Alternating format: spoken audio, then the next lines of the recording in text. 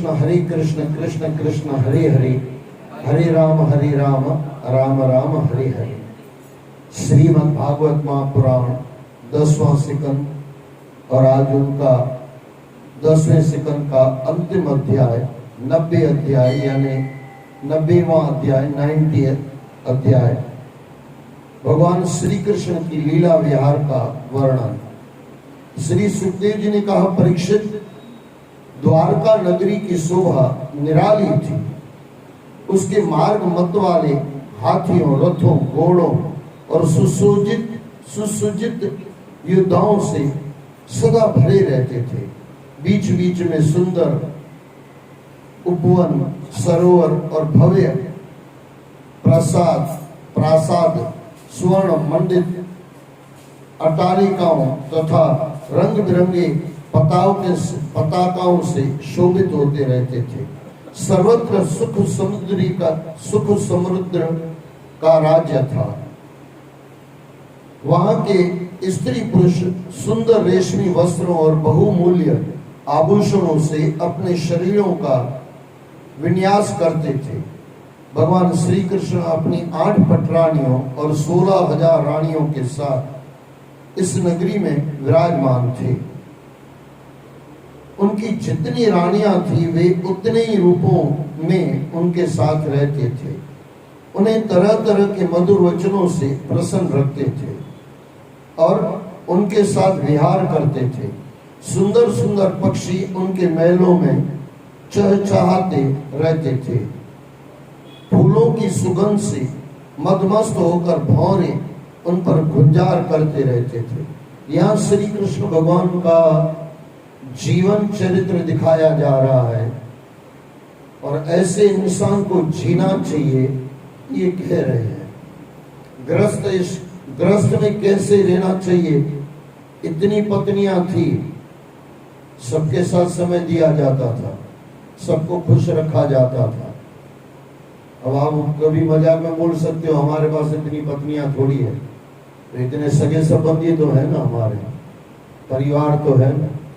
बीच में कहीं मैं सत्संग कर रहा था, अभी 4-5 दिन कहीं पाठ रखा हुआ था, तो वहां पे मैंने एक बात कही, पतिव्रता नारी यानी क्या? पति को खुश रखे इतना ही पतिव्रता नारी नहीं होती है। जैसे आपके शरीर के अंग होते हैं, 2 पैर हैं, 2 हाथ हैं, सब स्वस्थ हो। अब एक टांग में दर्द है तो आप ऐसे नहीं कहोगे कि मैं स्वस्थ हूं। एक टांग में दर्द है क्योंकि मेरे में चल रहा है, पता नहीं कहां कहीं मोच आ गई तो चल रहा है। तो कहने का मतलब समझना, एक पैर में भी दर्द है, कहीं तकलीफ है तो आप स्वस्थ नहीं हो। इसी तरह पतिव्रता नारी यानी पति को ही खुश रखे इतना नहीं। अब इसका मतलब ये अर्थ मत निकालना कि पति को खुश नहीं रखे। पति को ही खुश रखे पतिव्रता नारी इतनी नहीं होती।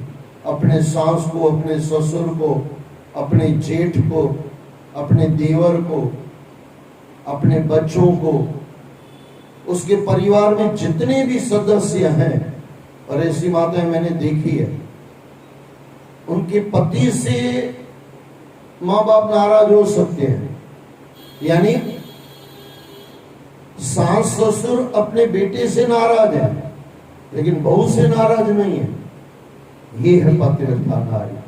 पतिव्रता नारी यानी आपके परिवार में जितने भी मेंबर हैं, जितने भी सदस्य हैं, वो उनको खुश रखे, समय सर उनको दे। कभी मौका मिलेगा, मैंने बीच में आपको कहा था, सत्यभामा और द्रौपदी के बीच में जो संवाद हुआ था उस पे हम जाएंगे, अलग से उनका एक 2-4 दिन लेंगे। लेकिन इनको थोड़ा समझना, पतिव्रता नारी पति को भी खुश रखे, पति को ही खुश न रखे। क्योंकि पति को खुश रखना बहुत आसान है। आप बोलोगे आसान है, हाँ, अकेले पति को खुश रखना तो बहुत आसान है। उसके झूठ में भी हाँ मिलाते रहो। अच्छा, ये भी थोड़ा सोचना, ये भी थोड़ा समझने वाला विषय है। पति जहां गलत है उसको धर्म पे लेके आए, वो धर्म पत्नी है। थोड़ा समझना पड़ेगा, आजकल हम समझते नहीं है। अच्छा, ग्रंथों में लिखा है पति कैसा भी हो लेकिन वहां पे ऐसा नहीं लिखा है कि बेईमान पति हो तो चलेगा, नहीं नहीं, वहां बेईमान नहीं लिखा। लूला हो, लंगड़ा हो, कुछ उसमें खामियां और तरह की हो, क्रोधी हो, क्रोध से थोड़ा उसको दूर करो। लेकिन कहने का मतलब समझना, पति बेईमान न हो। अच्छा, बेईमान है तो ईमानदारी से कौन लेके आएगा? पतिव्रता नारी। और मैंने काफी बार आपको मजाक में भी कहा है, बहुत पहले कहा है, अभी तो कितने दिनों से नहीं कहा है, या कितने महीनों से नहीं कहा है। थोड़ा इसको समझने का प्रयास करना। धर्म का भाई होता है, धर्म की बहन होती है, धर्म की माँ होती है, धर्म का बेटा होता है ना। सब धर्म के संबंध होते हैं। अच्छा, यहाँ तक भी धर्म की पत्नी भी होती है ना, चाहते हैं धर्म पत्नी, उसके लिए तो ऑन दी स्पॉट भाई। अच्छा, थोड़ा इसको भी अच्छे ढंग से समझना, नहीं तो अर्थ का अनर्थ हो जाएगा। सच्ची पत्नी को, अपनी वाली पत्नी को कहते हैं हम धर्म पत्नी। बाकी अपने बाप को ऐसे नहीं कहते कि धर्म का पिताजी है। वो तो आपने कहीं किसी के जाके दत्तक बन गए तो कहोगे आप ये मेरे धर्म के पिताजी हैं। लेकिन गजब की बात है, धर्म की पत्नी तो होती है, धर्म में एक ही संबंध नहीं होता है, धर्म का कभी पति नहीं होता। आपने कभी सुना ऐसे भाई ये मेरा धर्म पति है?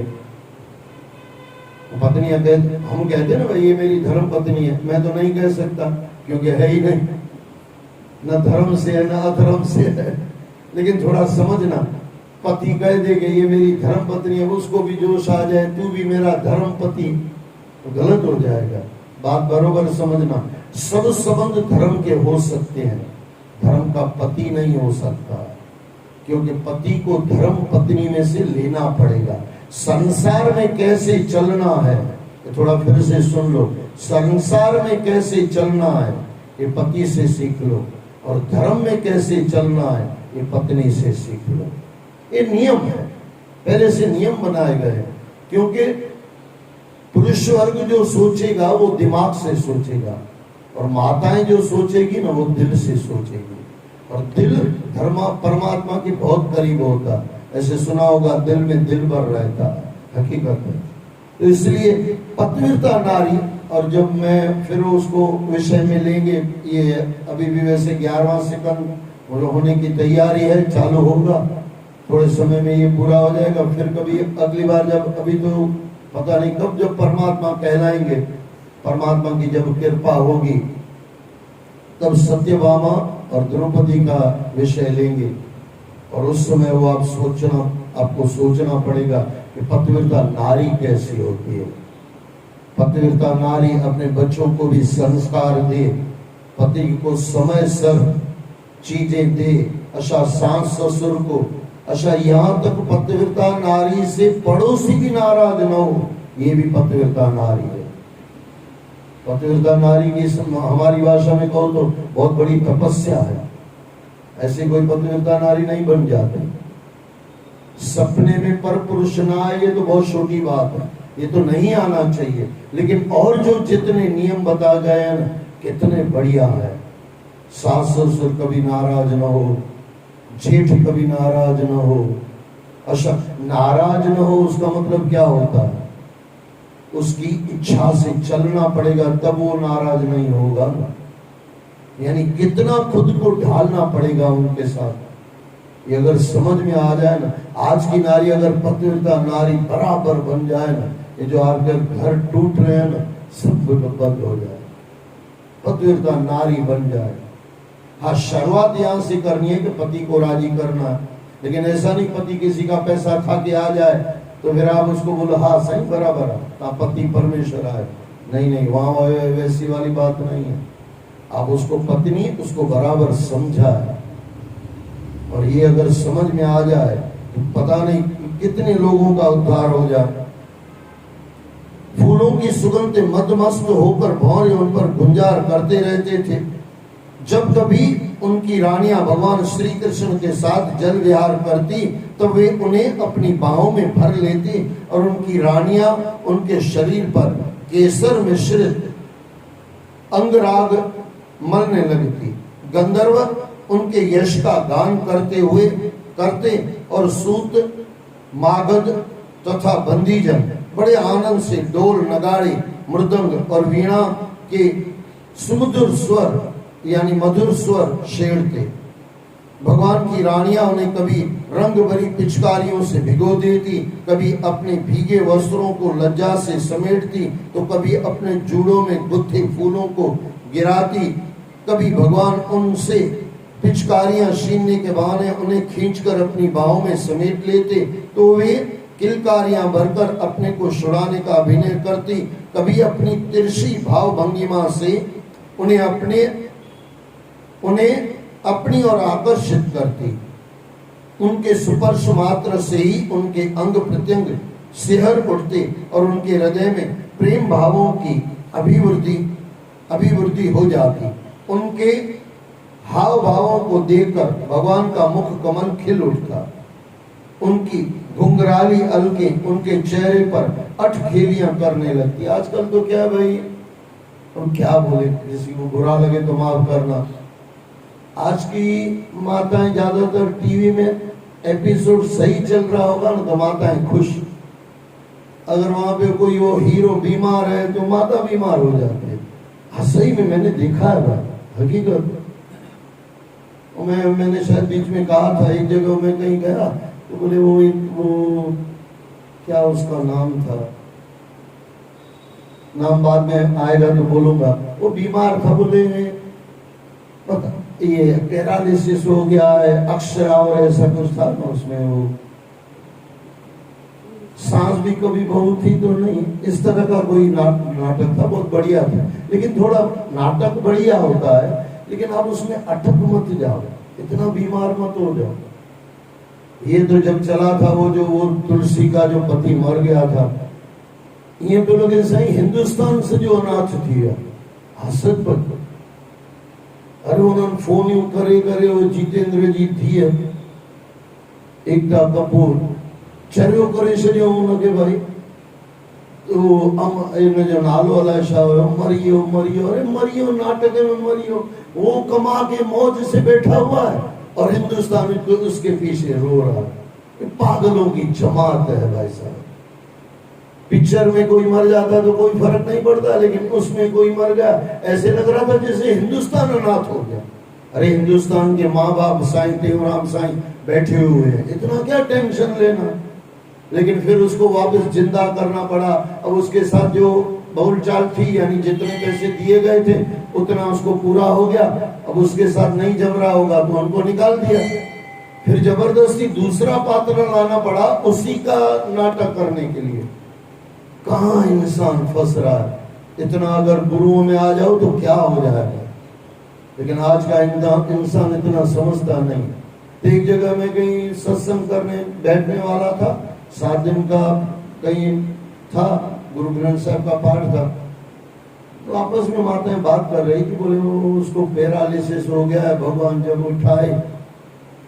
हमारा तो क्या होता है भाई, किसी का सुना तो किसी के साथ अरदास कर ले भाई, गुरुओं के चरणों में पलव हो जाए। तो मैंने उसको बोला माता किसको पैरालिसिस हुआ है, नाम बताओ तो थोड़ा भगवान को प्रार्थना कर ले। दोनों माताएं हंसने लगी। बोला भाई क्यों हंसती हो? अरे बोले वो टीवी वाला है उसको पैरालिसिस हो गया, उसके अंदर ये माताएं दोनों टेंशन में। अरे बोला भगवान तेरा भला करे, है मुश्किल। टीवी में कोई बीमार पड़ रहा है, माता तू बीमार पड़ रही है, उसकी शादी हो रही है तो तू नाच रही है, तो तेरे बेटे में कब नाचेगी भाई? तेरे बेटे के लिए नाचना रहा। बिना कारण का टेंशन मत लो। दुनिया में टेंशन अपने कम है क्या? टीवी वालों पे टेंशन लेके बैठ जाओ। लेकिन गजब है दुनिया का, ये खाली हिंदुस्तान में ही होता है, बाहर का कहीं मैंने नहीं देखा, न कभी सुना है। हो सकता है तो हो सकता है, लेकिन ज्यादातर इतना नहीं होगा। लेकिन कहने का मतलब समझना। फिर तो माताएं वो हंसने लगी। प्रतीक ऐसा कुछ नाम था, तो बोले वो ये हो गया था पैरालिसिस। मैं बोला माता इसका गुरु, इसका भगवान तो अलग है, वो जो डायरेक्टर है उसको फोन करो, रातों रात उठा देगा उसको, हो सकता है दुनिया से भी उठा दे। लेकिन क्या कहाँ इंसान फंस रहा है। अब ये माता समझ लो कि वो पैरालिसिस है और उसका पति आएगा और चाय मांगेगा, उसको तो टेंशन, उसको पति को ये पैरालिसिस है, चाय उसको नहीं पिलाएगी, पति को झगड़े होंगे। ये तो अच्छा है पुराने जमाने में जब ग्रंथ नहीं थे ना, जब ये टीवी सब नहीं चलती थी, नहीं तो लिखना पड़ेगा ये नाटक मत देखना नहीं तो फंस जाओगे। एक संत बीच में मस्त कह रहे थे, बोले अंतकाल जो सब लिखा हुआ है, अंतकाल जो लड़के सिमरे, आज कोई ग्रंथ लिखेगा ना तो लिखना पड़ेगा अंतकाल जो मोबाइल सिमरे। अरे यही लिखना पड़ेगा ना, और क्या लिखना पड़ेगा। अंतकाल जो गूगल सिमरे, अंतकाल जो यूट्यूब सिमरे। मरते हुए भी इंसान यही देखेगा और क्या देखेगा। 12-12 घंटे मोबाइल देखने वाला इंसान, 6-6 घंटे टीवी देखने वाला इंसान, मरते समय याद क्या आएगा भाई साहब? भगवान याद आएगा क्या? कौन सा भगवान याद आएगा? यूट्यूब ही याद आएगा। ये भी चीजें बुरी नहीं है, इसमें भी बहुत कुछ अच्छा है, लेकिन अच्छा निकालने वाले आदमी कहाँ है भाई? आदमी कहाँ है? मैं फिर आपको दोहरा दूं, इस छोटी छोटी चीजों में मत फंसा कर। इसको मनोरंजन के लिए चलाओ, जब आपका माथा दुख रहा है देख लो, लेकिन इससे माथा दुख जाए इतना मत देखो। हाँ वो माँ तो मैं कभी भी देखता हूँ ना, तो मेरा माथे का दर्द होता है तो थोड़ा सुन लेते हैं, फिर माथे का दर्द चला जाता है। और माताएं कहीं कहती है वीडियो किसी कर माथे जो सूरती है, ऐसा नहीं ये टीवी वीवी देख के आपका माथे का दर्द चालू हो जाए, ऐसा नहीं। इसको आपको मनोरंजन के लिए बनाया गया था, आपको दुखी करने के लिए नहीं बनाया गया था। और मुझे तो कई बार लगता है ये मोबाइल बनाने वाला वापस आ जाए ना तो दुनिया में सबसे पहले मोबाइलों को फेंक दे। ये हकीकत है, चले गए बनाने वाले और उनको दुख होता होगा कि क्या हमने बनाया और लोगों ने क्या पकड़ लिया। मैं फिर दोहरा दूं, ये छोटी छोटी चीजों में मत फंसा करो, क्योंकि जीवन बहुत कीमती है, अनमोल तेरा जीवन। खाली गाओ मत, गा के समझा करो। अनमोल तेरा जीवन यूं ही बिता रहा है, इस और तेरी मंजिल किस और तू जा रहा है।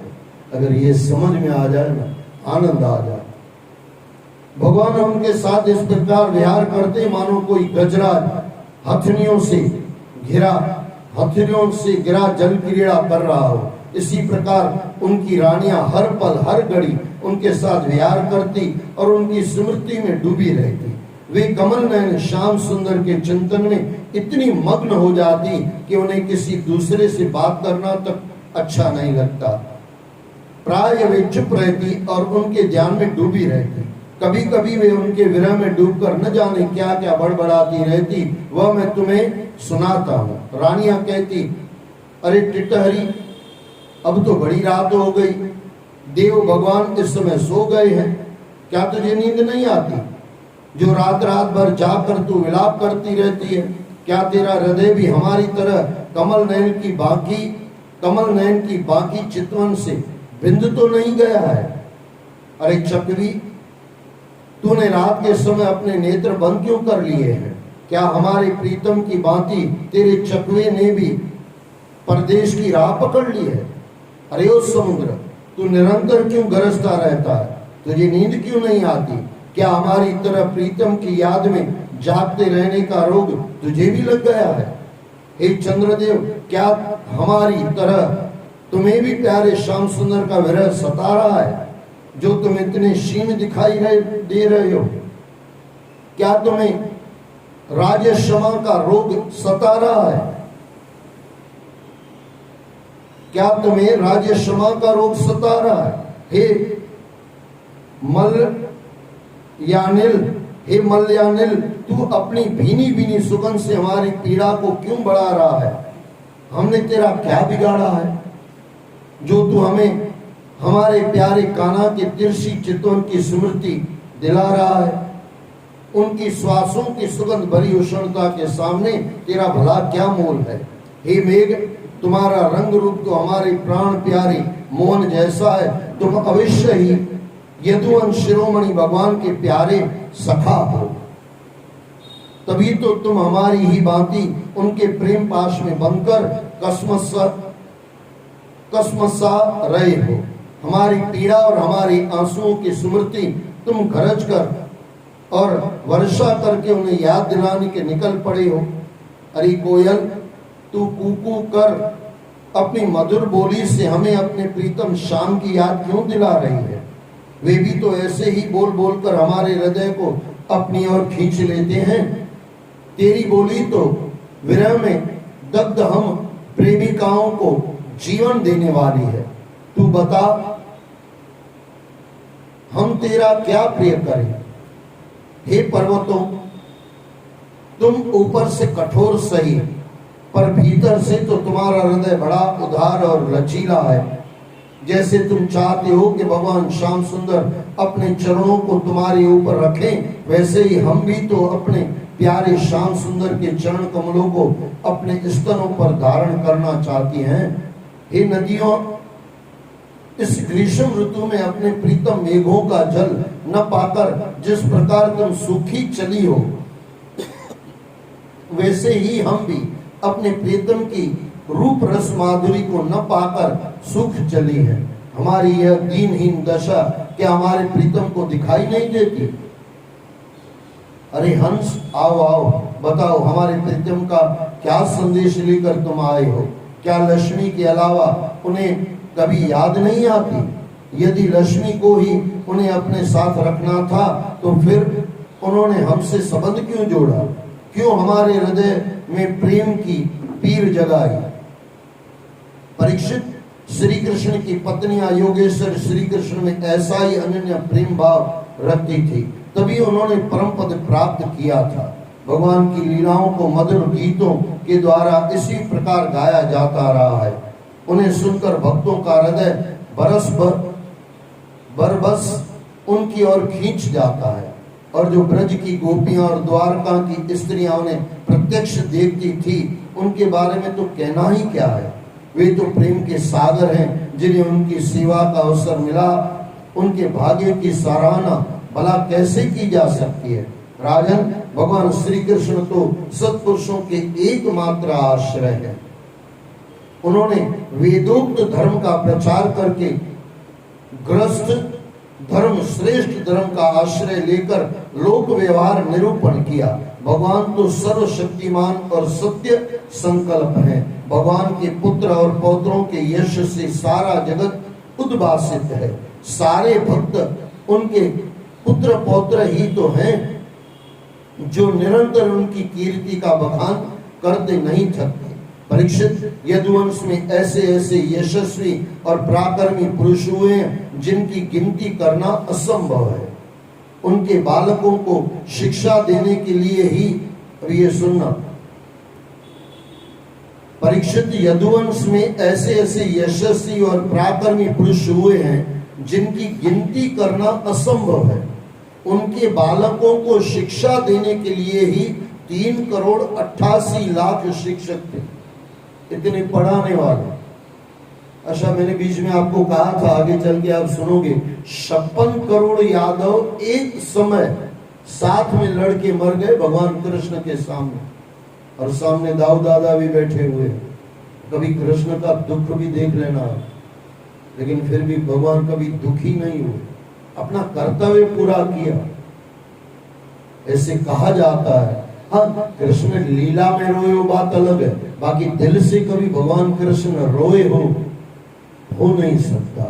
रोए वो कृष्ण नहीं हो सकता, और नहीं रोए वो इंसान हो जाए तो आनंद आ जाए। ये रोना क्या है भाई संसार के लिए? और मैं फिर दोहरा दूं, भगवान कृष्ण की अगर आप लीला देखने जाओ, पहले से लेके अंत तक, जहां तक कृष्ण इस धरा पे थे, पहले दिन से लेके कृष्ण के जीवन में है क्या?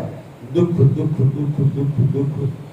और लेकिन बाबा जी आनंद हो असली, और आनंद तो निकलता ही वहां से। आनंद तो उसके सामने बहुत छोटी चीजें हैं। वैसा मैं फिर दोहरा दूं, इतने दुख में रहने के बाद अगर परमात्मा आनंद में रह सकते हैं, तो हम भी तो वही है ना। ईश्वर अंश जीव अविनाशी, चेतन अमल सहज सुख राशि। और इतना दुख हमारे पास थोड़ी है। भगवान राम को इतना दुख था, आपके पास हमारे पास है क्या? 14 बरस का वनवास। कई लोग कहते हैं कि भाई दुखी आए हूं। मेरा एक ही सवाल होता है, 14 बरस का राम को वनवास मिला, आपको कितने बरस का वनवास मिला? लोगों को आपने दे दिया होगा वनवास, आपको तो किसी ने नहीं दिया होगा। आप सच बोलते हैं, असा घर में कहेंगे कड़ी शरी ना उन्हें बेचारे के वनवास कड़ी शरी ना, दूसरों को आप वनवास देते हो, आपको किसने वनवास दिया है भाई? काहे का रोना? और कई बार मैं मजाक में भी कहता हूँ, हकीकत भी कहता हूँ, कौन से आपके जहाज डूब गए हैं? कौन से आप मुकेश भाई अंबानी के भाई हो कि आप जहाज डूब गए? और जिसके जहाज डूबे वो सत्यनारायण की कथा में आता है, गुरुओं के चरणों में आया तो जहाज वापस मिल गए। हमारा तो 10-20 हजार कोई खा जाता है, हनुमान को छोड़ के चला जाएगा। 20,000 खा गया, अरे 20,000 खा गया तो तेरा कर्म ऐसा था भाई साहब, उसमें हनुमान जी महाराज क्या करेगा? मैं फिर दोहरा दूं, परमात्मा को बिना कारण पकड़ो, बिना कारण उनके चरणों में आओ।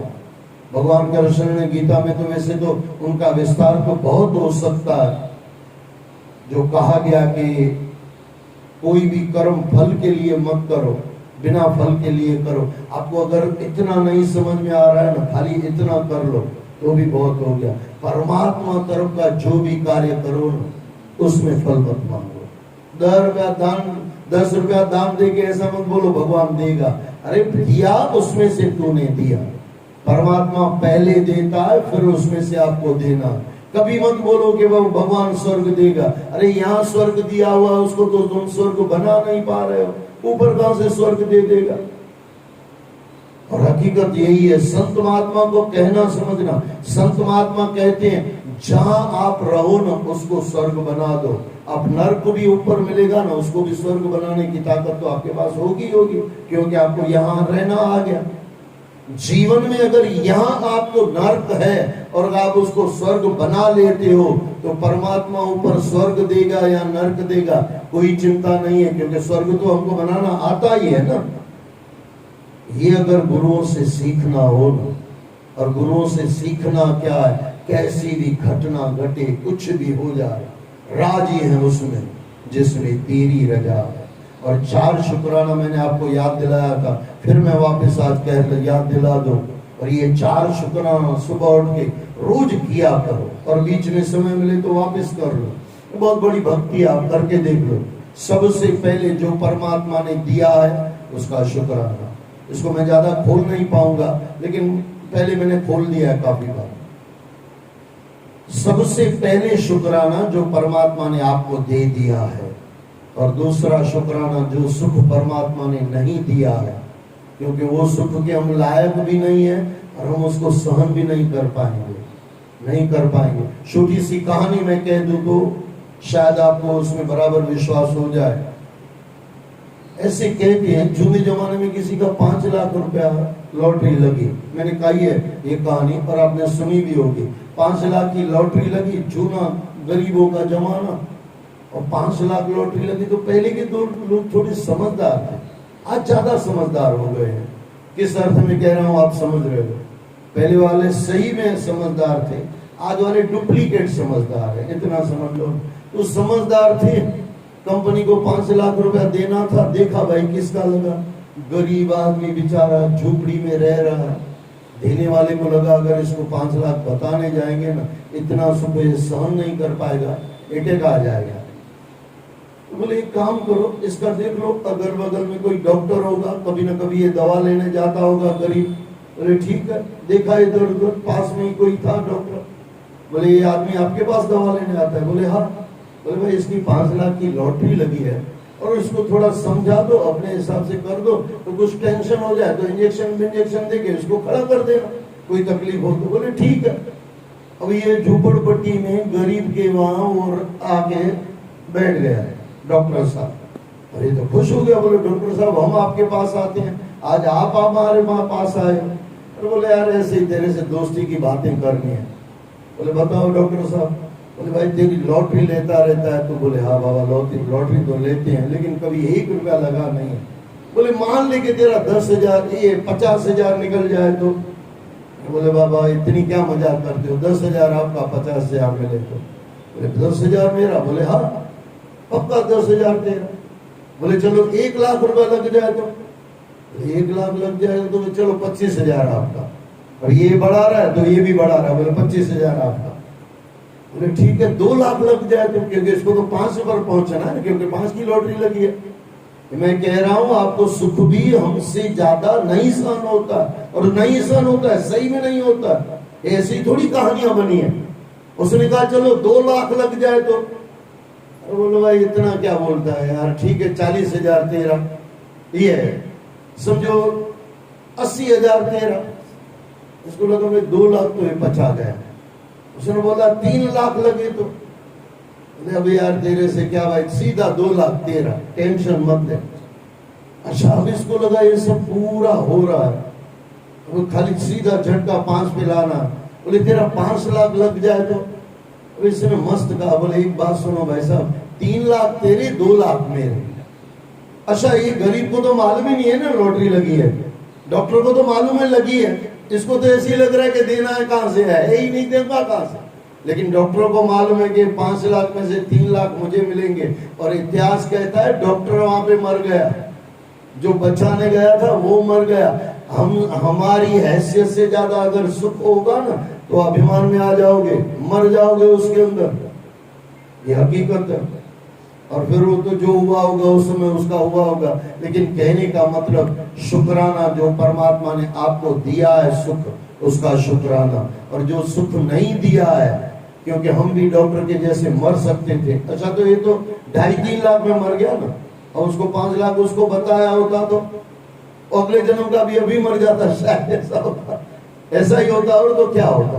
बात बरोबर समझना, जो शुक्राना परमात्मा ने आपको दिया है सुख, उसका शुक्राना तो हम करते ही हैं। जो सुख नहीं दिया ना उसका शुक्राना, और जो दुख आपको दिया गया है परमात्मा की तरफ से, उसका भी शुक्राना। उस बुराई में क्या बुराई जिसमें तू याद आ जाए, उस दुख में क्या बुराई, उस दुख में क्या दुख जिसमें तू मिल जाए।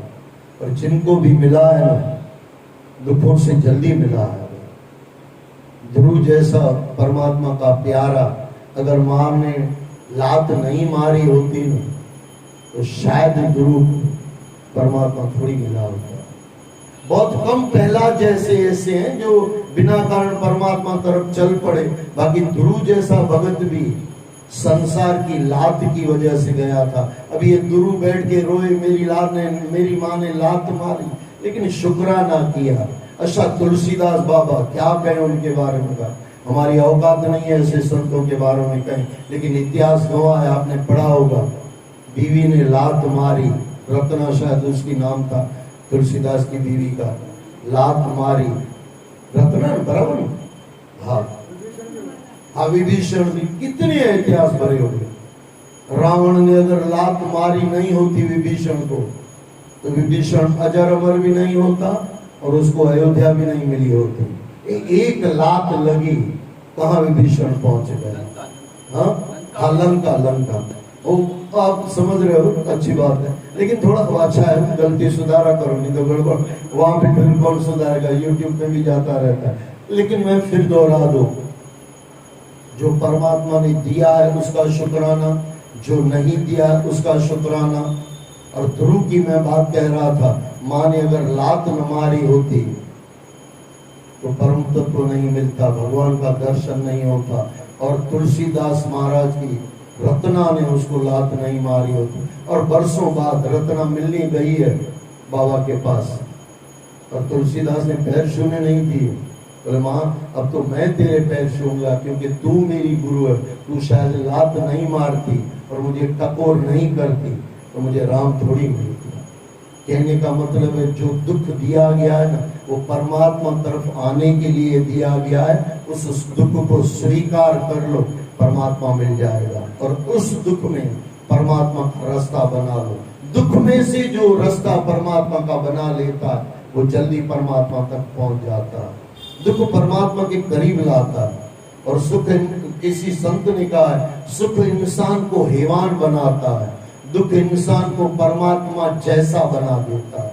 हकीकत है ये, जो दुखों में ठोकर खाई न होती तो तेरे दर पे आई न होती। किसी माता ने कहा हुआ, बात बरोबर समझना। शुक्राना, परमात्मा ने जो दुख दिया है उसका शुक्राना, और ये तो आप अच्छे से समझ जाओगे, जो दुख नहीं दिया है उसका भी शुक्राना। ये 4 शुक्राना अगर आपके हमारे जीवन में और आपके जीवन में आ जाए ना, आनंद आ जाए। और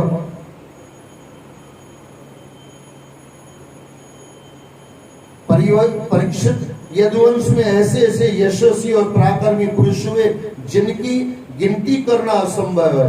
उनके बालकों को शिक्षा देने के लिए 3,88,00,000 शिक्षक थे। प्राचीन काल में जब देवासुर संग्राम में असंख्य भयंकर असुर मारे गए थे, वे ही पुनः मनुष्यों के रूप में उत्पन्न हुए और प्रजा को सताने लगे। उन्हें नष्ट करने के लिए ही देवताओं की प्रार्थना पर भगवान श्री हरि ने युधिष्ठिर में भगवान श्री कृष्ण के रूप में अवतार लिया था। परीक्षित, उन्हें नष्ट करने के लिए देवताओं की प्रार्थना पर भगवान श्री हरि ने यदुवंश में भगवान श्री कृष्ण के रूप में अवतार लिया था। परीक्षित, उनके स्वरूप की यह कैसी महिमा है कि उनके प्रेम करने वाले भक्त और द्वेष करने वाले शत्रु दोनों ही उनके स्वरूप को प्राप्त हुए।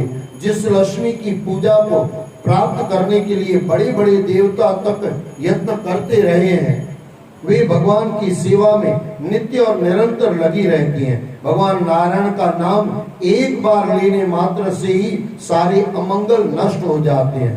मैंने काफी बार आपको कहा है, फिर मैं दोहरा दूं, नाम सुमरन संसार में अतिशय जरूरी है। और फिर मैं ये भी दोहरा दूं,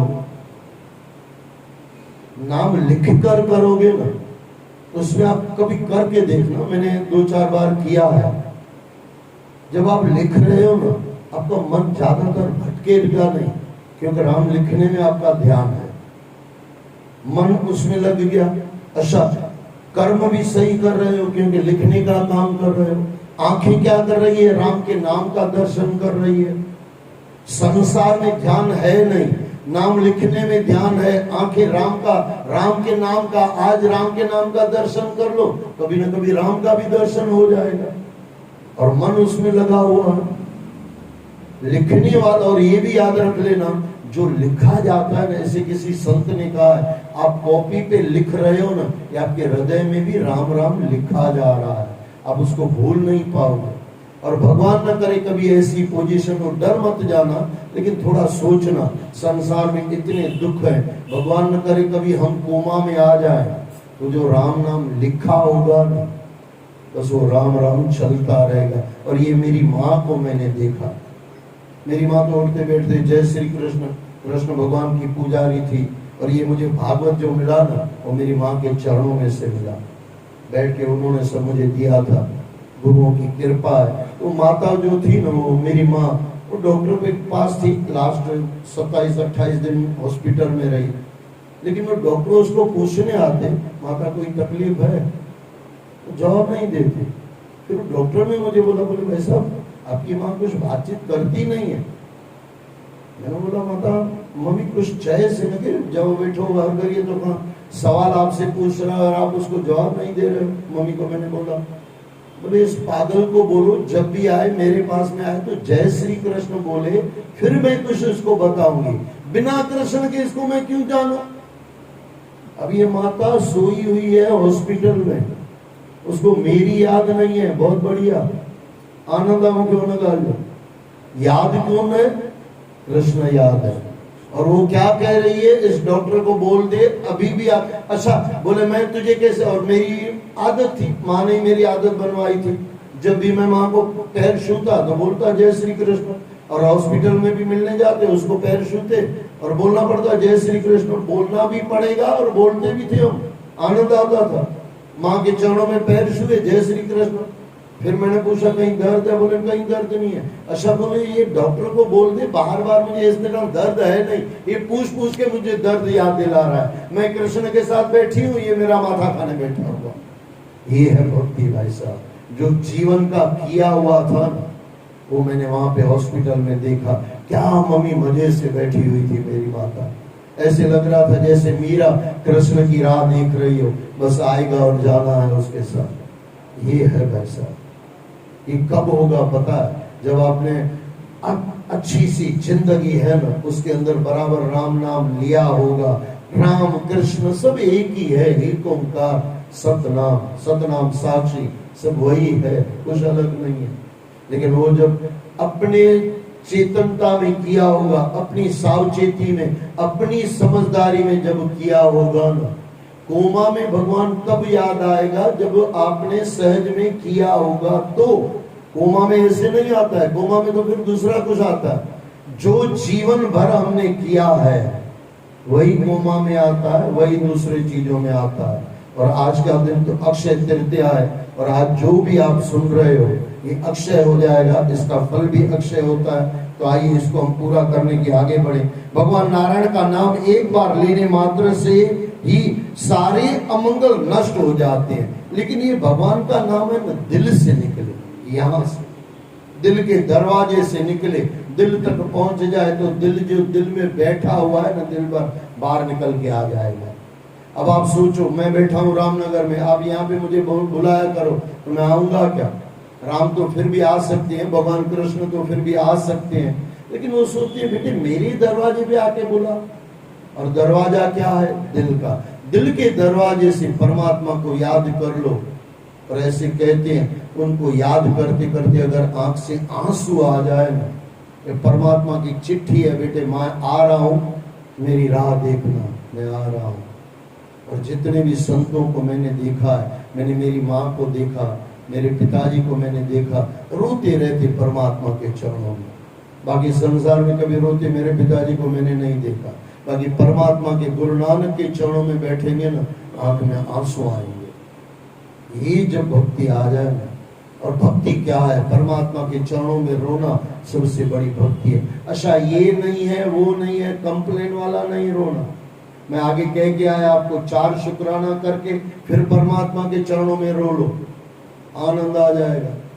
और आप आज है अक्षय तृतीया आप करके देखना, देखो कितना आनंद आता है। ऋषियों के वंशजों में जितने भी धर्म आदि प्रचलित हैं, सभी के संस्थापक भगवान श्री कृष्ण है। उनके हाथ में काल रूपी चक्र रहता है, जो पृथ्वी का भार उतारने में पूरी तरह सक्षम है। परीक्षित भगवान श्री कृष्ण समस्त जीवों के आश्रय हैं। उन्होंने अपने भुजबल और नीतियों से अधर्म का नाश किया था।